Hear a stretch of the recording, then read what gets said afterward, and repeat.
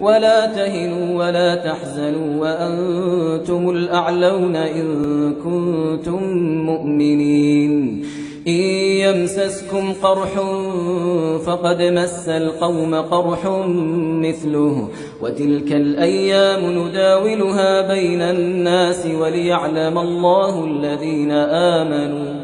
وليعلم الله الذين آمنوا ويتخذ منكم شهداء والله لا يحب الظالمين وليمحص الله الذين آمنوا ويمحق الكافرين أم حسبتم أن تدخلوا الجنة ولما يعلم الله